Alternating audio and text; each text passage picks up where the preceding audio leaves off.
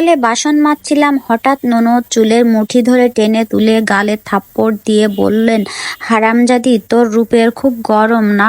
এই রূপ নিয়েই তুই সব পুরুষের মাথা খাস। আজ তোর এই রূপই আগে নষ্ট করব। আম্মা, খুন্তিটাতে তাপ দিয়ে নিয়ে আসো তো, আজকেই ওর সব তেজ বের করব। আমি চিৎকার করে কেঁদে উঠে বললাম, কি হয়েছে আপা? আমি কি ভুল করছি? ছাড়েন, আমার লাগছে। আম্মা, আমারে বাঁচান। ননদ আরো ঝাঁঝালো কণ্ঠে বলে উঠল, কেউ বাঁচাবে না তোরে। খুব শিখে গেছিস ছলাকলা, তাই না? এই রূপ দেখাইয়া জাদু করছিস না আমার জামাইকে, যে তোর হয়ে কথা বলে। আজকে তোর রূপ তো দূর করবই, ভাইকেও ফোন করে তোর এইসব নষ্টামির কথা বলবো। পিছন থেকে ননদের স্বামী বলে উঠল, সি নাজমা, সি, তোমাকে আমি ভালো মনে করতাম। মেয়েটার স্বামী দূরে থাকে, বাবা মা নেই, একটু ভালো ব্যবহার করো। তা না, তার সাথে এই ধরনের ব্যবহার কেন করছো তোমরা? এরকম ব্যবহার করছো কেন? পেছন থেকে আমার শাশুড়ি বললেন, শোনো জামাই, মেয়েলি বিষয়ে তুমি নাক গলাইও না, বিষয়টা আমাদের দেখতে দাও।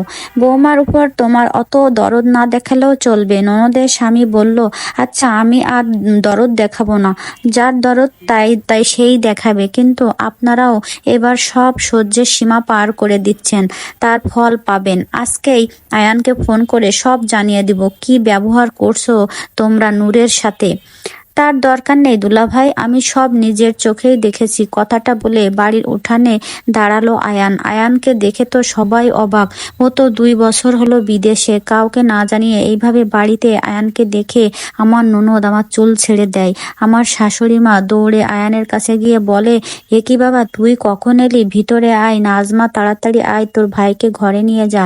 এই বলে হাত ধরে টেনে ঘরে নিয়ে যেতে থাকে।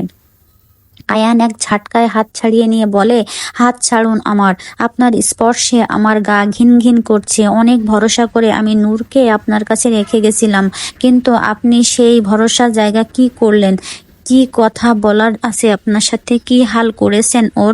দিনের পর দিন আমি ওর সাথে কথা বলার জন্য চাইতাম, আপনি নানান বাহানায় ফোন দিতেন না। অনেক দিন থেকে অনেকের কাছে শুনতেছিলাম আপনার মেয়ের কাহিনী, কিন্তু আমি বিশ্বাস করিনি। ভাগ্যিস সবাইকে সারপ্রাইজ দেওয়ার জন্য না জানিয়ে দেশে এসেছিলাম, নইলে তোমাদের নোংরা চেহারা তো দেখতেই পেতাম না। নূর, এদিকে এসো, এক মুহূর্ত আর এই বাড়িতে নয়। ছুটির কয়দিন দেশে কাটিয়ে তোমাকে নিয়ে একবারে বিদেশ চলে যাব, আর ফিরবো না। দেখাবো তখন টাকা কাকে বলে। কার টাকা?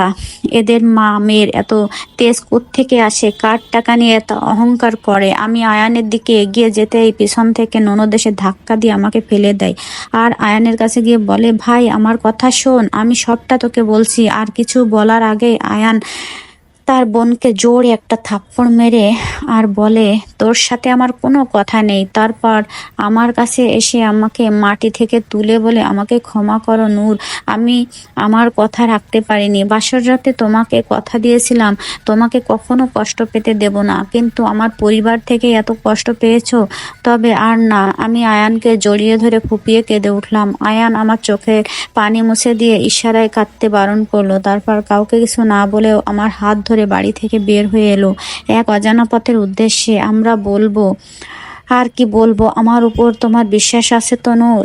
আমি মাথা নাড়ালাম। ও স্বস্তি নিঃশ্বাস ফেলে বলল, ভালোবাসি নূর, অনেক ভালোবাসি তোমাকে। আমি আর মুখের ভালোবাসার কথা শুনে মাথা নুয়ে ফেললাম।